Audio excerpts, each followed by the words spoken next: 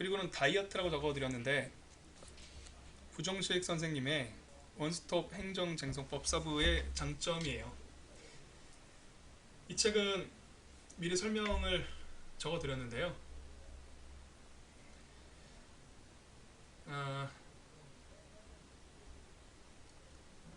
축약된 교재라는 특징을 가지고 있죠. 그래서 장점이 있습니다.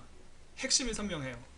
장담할 수 있는데 여기에 등장하는 테마에 대해서 이해하고 주요한 내용들을 암기를 하잖아요.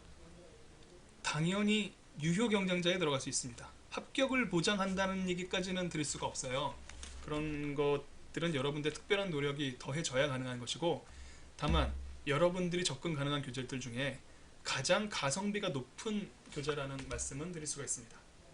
시간이 없는 분들 많잖아요. 각자 직장생활 하면서 짬 내서 공부하시는 분들 많이 있을 겁니다.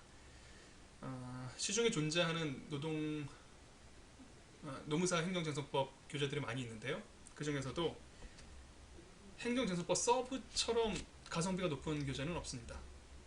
완전하진 않지만 가장 효율적이니까 그 효율을 먼저 손에 쥐고 부족한 부분을 그때 채워주시는 게 어떨까 개인적으로 생각해 봅니다. 핵심이 선명하다는 장점이 있죠. 장점에 대비되는 단점도 있는데 내용의 흐름을 발견하기가 어렵다는 문제가 있어요. 목차가 왜 등장하는지에 대해서 필연성을 설명하지 않는다는 의미입니다. 되게 교수님들 저서를 보게 되면 그런 내용들이 나와 있어요. 행정입법, 행정법 총론이니까 우리 시험 범위는 아니군요. 행정입법이 등장하게 되면 처음에 이 목차가 왜 여기에 등장하게 되는지를 설명하는 부분이 나옵니다. 그게 대개는 서론을 이뤄요. 우리 교재에는 그런 부분들이 없습니다. 제목 나오고 바로 의, 개념, 취지, 그리고 인정요건, 인정요건 해석론에 관한 다수설, 소수설, 판례, 대립, 검토, 그리고 나서 사안의 적용, 결론, 이런 식으로 되어 있어요. 우리 교재에 등장하고 있는 50여 개 되는 모든 테마는 부정식 변호사님께서 이런 순서에 입각해서 모두 재배치한 겁니다. 제조직이 끝나 있어요. 여러분들은 이 순서대로 답안지를 적으시면 됩니다. 의, 요건, 절차, 효과죠. 더 짧게는 의, 요건, 효과로 이루어질 텐데 여기에서는 그 의 중에서 서술형 케이스 문제 풀이를 대비해서 문제점, 문제 소재를 밝히는 부분을 제일 먼저 배치를 하고요. 그 다음에 의, 요건, 효과, 결론, 이런 순서대로 모든 내용들을 다 재배치해뒀습니다. 다른 교재를 읽는 분들과의 결정적인 차이점이죠. 교재를 완벽하게 외우고 있다가 시험 문제를 접하게 되면 자기가 알고 있는 교과서상의 지식들을 어떤 순서대로 배치를 해야 되는지를 다시 고민을 해야 돼요. 여러분들 그럴 필요가 없습니다. 그냥 여기 적혀있는 순서대로 급하잖아요. 특히 이문 삼문 쓸 때 굉장히 급하잖아요. 여기 적혀있는 순서대로 막 쓰면 기본적인 문제풀이의 꼴을 갖추게 됩니다. 그게 장점이에요. 하지만 하나하나의 테마에 대한 재조직은 굉장히 훌륭한 반면 그런 테마가 왜 그 자리에 나오게 됐는지에 대해서는 설명이 없어요. 설명을 하지 못해서 못한 게 아니라 내용들을 컴팩트하게 추리다 보니 빠진 겁니다. 그러니까 이런 단점은 장점의 이면이죠. 여러분들께서 교재를 선택하실 때도 그런 점을 잘 판단하셨으면 좋겠어요. 이건 너무 흐름이 없어서 안 좋아. 흐름이 없기 때문에 빨리 읽을 수 있는 겁니다. 그리고 그런 흐름은 제가 강의를 하면서 앞으로 잡아드릴 거예요. 그래서 이 교재는 매우 다이어트된 교재다. 여러분들이 공부를 하게 되면 같은 수업을 준비하는 어떤 누구보다도 가장 높은 수업 효율을 느낄 수 있을 것이다. 여러분들한테 자신있게 말씀을 드릴 수가 있습니다.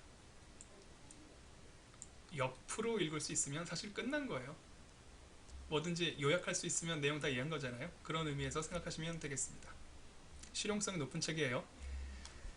기출 스타일, 기출 문제형, 노무사 행정쟁송법에 기출되는 주제를 중심으로 기출 문제를 풀이하는 요령에 맞추어서 강의를 해드릴 거예요. 제 소개를 드려야 될 텐데 저는 행정법 석사입니다. 프로페서, 교수님이요. 독터 박사님이죠. 눈높이 한 뼘이라는 말을 적어드렸는데 그런 의미입니다.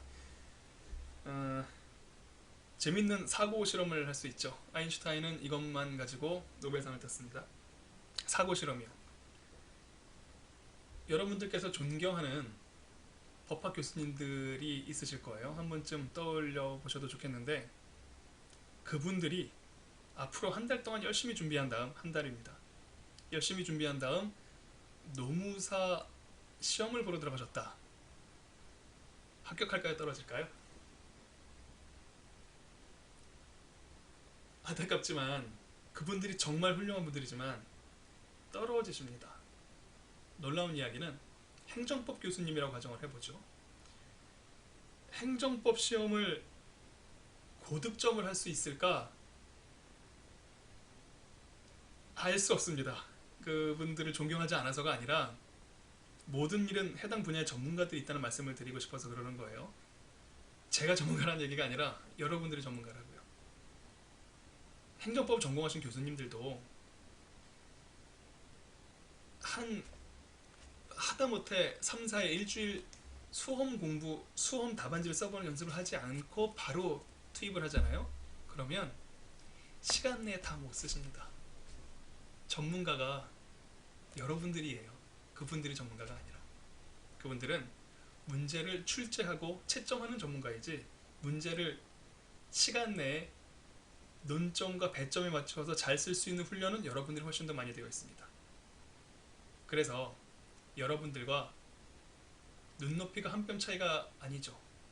10뼘, 100뼘, 1000뼘 차이가 날 겁니다. 그런 분들한테 배우게 될 기회가 있으셨던 분들은 정말 축하드리고요. 아주 귀한 기회였을 것이다 라고 말씀을 드리고 싶어요. 그런데 그 수업 때문에 여러분들께서 노무사 행정정속법에서 고득점을 하는 일이 발생하지는 않을 거예요. 그거는 노무사 행정정속법 공부를 해야 가능하게 됩니다. 저는 행정법 석사입니다. 아직 박사 수준의 정말 좁혀진 나만의 영역을 몇 년간 깊이 파들어간 공부를 한 게 아니라는 뜻이에요. 전반적으로 행정법 전체 영역에 비추어 봐서 넓은 영역을 공부를 하고 석사 학위를 받았습니다. 상대적으로 그렇게 구조가 짜여져 있어요. 학사는 모든 영역을, 석사는 행정법학을, 박사는 그 중에서도 보장행정, 그 중에서도 행정입법, 정말 좁은 영역을 자기의 테마로 삼아서 몇 년간 도사님처럼 공부를 하십니다. 제가 여러분들한테 드릴 수 있는 효용이 그런 거죠. 저는 아마도 여러분들보다 한 뼘 더 알고 있을 거예요. 한 뼘 더 높은 곳에서 행정증송법을 내려다보고 있을 겁니다. 한 뼘이요. 곧 따라갈 수 있는 차이죠. 여러분들이 조금만 노력을 하면. 그 위치에서 여러분들을 도와드리는 것이 여러분들의 행정쟁송법 고득점, 노무사 합격에는 훨씬 더 큰 도움이 된다는 말씀을 드리려고요. 저를 믿고 따라오시면 여러분들한테 고득점이라는 좋은 결과가 따라올 거라는 기분 좋은 상상 한번 해봅니다. 마지막으로 제 이름이고요. 저는 공법학을 전공했고요. 모든 순간에 균형을 추구한다 라고 적었는데 그 뜻은 앞으로 강의를 하면서 또 말씀을 드릴게요. 그리고 간절함과 간절함의 싸움, 집요한 집착이라고 적어드렸죠. 이게 오늘 첫 강좌의 마지막 이야기가 될 겁니다. 수험은 교수님이 합격하는 거 아니라고 말씀드렸었잖아요. 그리고 합격 가능권에 들어있는 사람들은 대개는 정원의 2배, 3배, 4배쯤 돼요. 이제 사법시험이 폐지됐죠. 정말 많이 준비된 분들이 노무사 행정증송법, 노무사 시험에 들어오고 있습니다. 느끼실 거예요, 주변에서. 아까 교수님들도 노무사 행정증송법을 바로 고득점 받을 수 없다고 말씀을 드렸는데 겁먹지 마시라고요. 여러분들의 간절함을 그분들이 간절함으로 이길 수 없다면 절대로 여러분들보다 고득점할 수 없습니다. 간절함과 간절함의 싸움이에요. 해당 영역에서 정말 하나하나 교재 구석구석까지 내가 다 씹어먹는다 라는 각오로 공부를 하게 되면 그게 여러분들의 승리를 가져다 줄 겁니다. 여러분들은 수험 생활이라는 길을 아주 정규직이 아닌 비정규직이죠. 단기 직업을 선택을 하셨는데 그 직업 선택이요. 이것도 일종의 직업 선택이니까 직업 선택에 후회하지 않는 조건은 아주 간단해요. 정말 그것 한번 내가 해보지 않으면 안 될 것 같은 그 일을 조금이라도 잘할 수 있도록 잘하고 싶어서 어떤 노력이라도 아끼지 않고 내가 해보고 싶은 그런 마음이 든다면 이런 걸 집요한 집착이라고 하죠. 너무 그걸 하고 싶고 잘하고 싶은 거예요. 그런 집착이 든다면 여러분들은 제대로 된 선택을 해서 제대로 된 길 위에 이미 올라탄 겁니다. 다음 시간부터는 실제 컨텐츠, 우리가 시험 보게 될 내용들에 대해서 설명을 드릴 텐데요.